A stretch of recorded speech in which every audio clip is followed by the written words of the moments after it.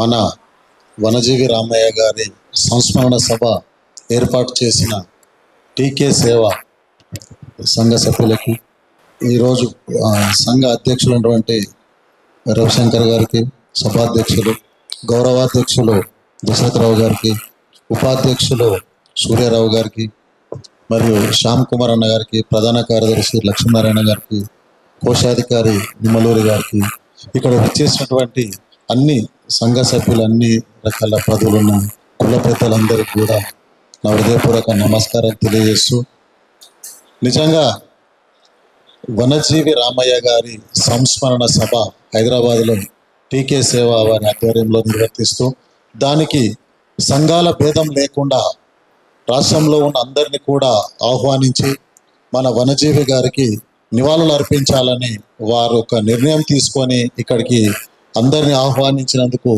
ఒకసారి మనస్ఫూర్తిగా వారిని అభినందిస్తూ, పోతే కుమ్మరి కులంలో పుట్టి ఎక్కడో మారుమూల గ్రామంలో, ఖమ్మం పక్కన ముత్తుగూడెం గ్రామంలో పుట్టిన వనజీవి రామయ్య గారు తన బాల్యంలోనే వాళ్ళ అమ్మా నాన్నలకు ఒకడే కుమారుడు.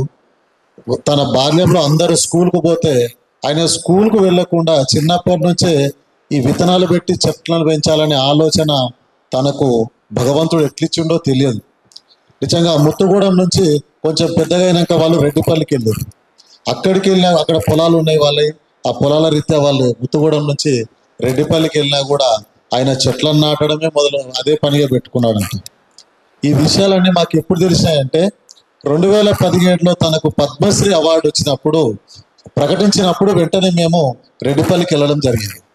మన కుమ్మరి కులంలో పద్మశ్రీ అవార్డు అంటే చాలా గొప్ప వ్యక్తి అయి ఉంటాడు, కోటి చెట్లను నాటిన ఒక మహానీయుడు, ఆయనకు పద్మశ్రీ అవార్డు వచ్చిందంటే ఈయన మామూలు వ్యక్తి కాదు, ఆయన అభినందించాలనే ఉద్దేశంతో నేను రెడ్డిపల్లికి వెళ్ళడం జరిగింది 2017లోనే.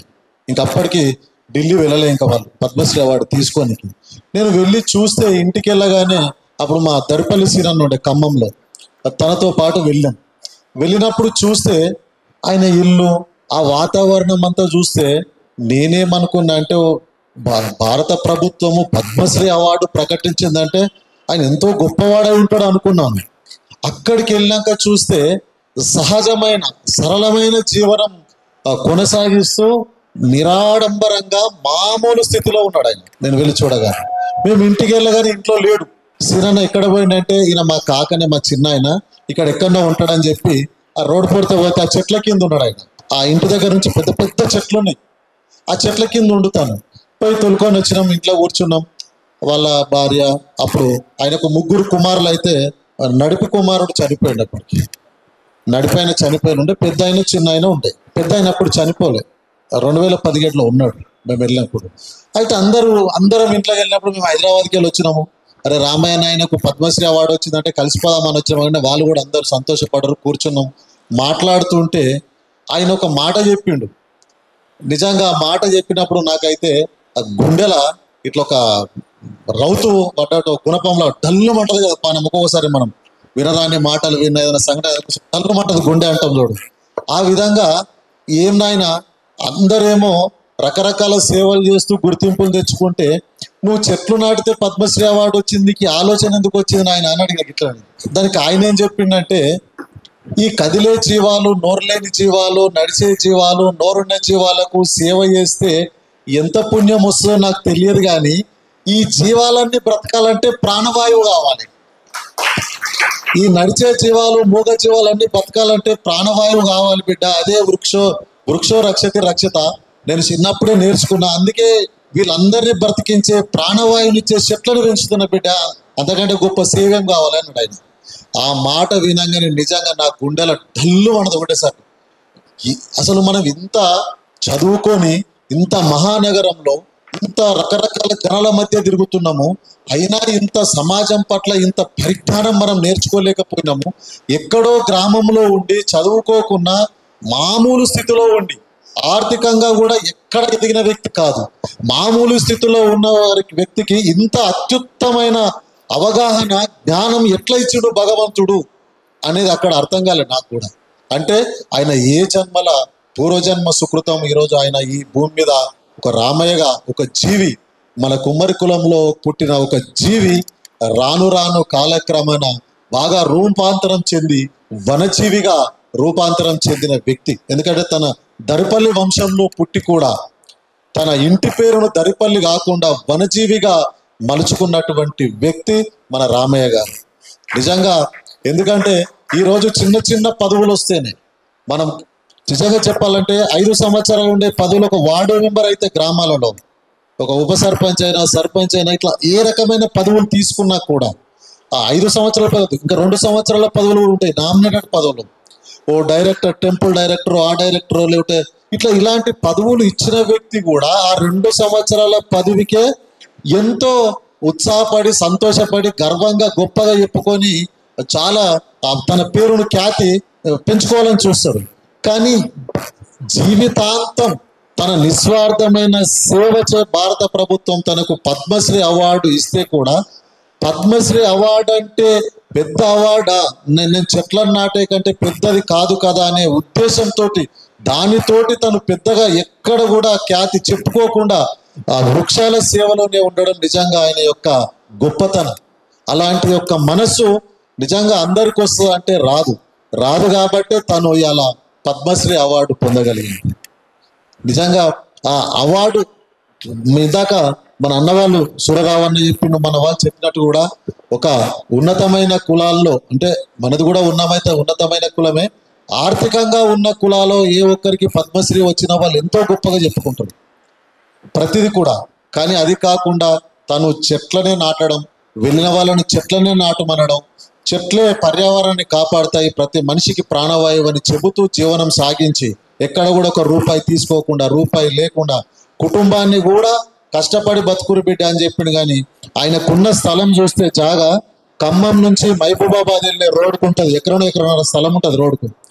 ఆయన అనుకుంటే కొద్దిగా గొప్ప సెటర్లో అవి వేసి కూడా ఆర్థికంగా ఎదగొచ్చు, కానీ ఆ వైపు ఆయన నిలలేదు. మనమైతే ఆ జాగా చూస్తే అప్పుడు చూసినప్పుడు అది విశాలమైన పెద్ద రోడ్డుకు ఉంది. కానీ ఆయన సమాజ సేవనే ఎంచుకొని ఈరోజు భారతదేశ చరిత్రలో భారతదేశ మానవాళిలో అందరి లోపల ఒక పర్యావరణ ప్రేమికునిగా, పర్యావరణ పరిరక్షించే ఒక వ్యక్తిగా నిలిచిపోవడం ఇవాళ అది గొప్పతనం. అలాంటి ఒక గొప్ప వ్యక్తిని ఈరోజు మనము ఈ టీకే సేవ ఆధ్వర్యంలో మనం ఇలా సంస్మరించుకోవడం, వారికి నివాళులు అర్పించుకోవడం అనేది చాలా గొప్ప విషయం. ప్రతి వ్యక్తి కూడా మనం ఇందాక అన్నట్టుగా వారికి మేము అక్కడ వారు చనిపోయిన రోజు మేము వెళ్ళినప్పుడు తుమ్మల నాగేశ్వరరావు గారు వచ్చి అక్కడ ఇన్ఛార్జ్ కలెక్టర్ గారు ఉండే. మేము వెళ్ళినప్పుడు ఇన్ఛార్జ్ కలెక్టర్ గారికి వారు క్లియర్గా ఆదేశాలు ఇచ్చారు. అంజన్న కూడా అక్కడనే ఉన్నాడు ఆ రోజు. కలెక్టర్ గారు లేకపోతే ఇన్ఛార్జ్ కలెక్టర్ వచ్చినప్పుడు, అమ్మా మేడం, పద్మశ్రీ గారికి ఎలాగైతే ప్రభుత్వ లాంఛనాలతో చేయాలనో అదే విధంగా వారి కరణం చేయండి అని వారు చెప్పుకోవడం జరిగింది. కానీ చెప్పినాక తెల్లారే జరగలేదు. అయితే ఎందుకు జరగలేదు అని మనకు అనిపించింది ఏంటంటే, ఇందాక మనం అన్నట్టుగా మన లోపల ఐక్యత లేకపోవడం, మనము రాజకీయంగా వెనకబాటుతనం, ఇవన్నీ కూడా చేసినా చేయకుండా మనల్ని ఎవరిని అడుగుతారులే అని వాళ్ళకున్న ఆలోచన. మనల్ని ఎవరిని ప్రశ్నిస్తారు, చెప్పినా నా పని అయిపోయింది, ఈమె ఏం చేస్తుంది అనుకోవచ్చు. అంటే వెనక వీళ్ళు ప్రశ్నించే వాళ్ళు లేరు, వీళ్ళకు గట్టితనం లేదు అనే ఆలోచనల ప్రభుత్వం కానీ పాలనా యంత్రాంగం కానీ ఉండొచ్చు. కాబట్టి ఇప్పటి నుంచి ఇందాక మన వాళ్ళు అన్నట్టుగా ఏ కార్యక్రమమైనా తెలంగాణ రాష్ట్రంలో కుమ్మరులకు అభివృద్ధి కార్యక్రమమైనా, సంక్షేమ కార్యక్రమమైనా, ఇలాంటి అవమాన కార్యక్రమాలు ఏ జరిగినా కూడా అందరం సంఘాలు ఎన్ని రకాలుగా పనిచేసినా కూడా సమయం వచ్చినప్పుడు ఐకమత్యంగా ఒకటై సంఘటితంగా కుమ్మరుల అభివృద్ధి కోసం, కుమ్మరుల యొక్క ముందుకెళ్లే దానికోసము అందరం కూడా పని చేయాలని. ఇంకోటి ఏంటంటే, ఏదైతే మన కుమ్మరి కులంలో పుట్టిన నిజంగా గొప్ప వ్యక్తి వనజీవి రామయ్య గారు కాబట్టి ఈ వేదిక ద్వారా నాకు వచ్చిన ఆలోచన ఏంటంటే, ఈ తెలంగాణ రాష్ట్రంలో మన కుమ్మరులకు ఒక రామయ్య గారికే పద్మశ్రీ అవార్డు వచ్చింది కాబట్టి, ఆయన పర్యావరణ ప్రేమికుడు కాబట్టి ప్రభుత్వానికి మనం ఒక నివేదిక ఇస్తే బాగుంటుంది. ఏంటంటే, హైదరాబాద్లో ఎక్కడనైనా సరే వనజీవి రామయ్య గారు ఒక విగ్రహాన్ని ఏర్పాటు చేసి మొత్తం తెలంగాణ ఆ విగ్రహం ద్వారా ఏమవుతుందంటే ఎప్పటికప్పుడు ప్రజల్ని మేల్కొల్పే విధంగా ఉంటుంది. వనజీవి రామయ్య గారి యొక్క స్మృతులు, వారి జ్ఞాపకాలు కానీ, వారు చేసిన కార్యక్రమాలు కానీ ఎప్పటికప్పుడు తెలంగాణ రాష్ట్ర ప్రజలకు, అన్ని రకాల ప్రజలకు తెలుస్తుంది. అదేవిధంగా మన కులంలో ఏదైతే మనము మొల్లమాంబ జయంతి జరుపుకుంటున్నాము, శాలివాహన జయంతి జరుపుకుంటున్నాము, మన వరకవి సిద్ధప్ప గారి జయంతి కూడా జరుపుకుంటున్నాము.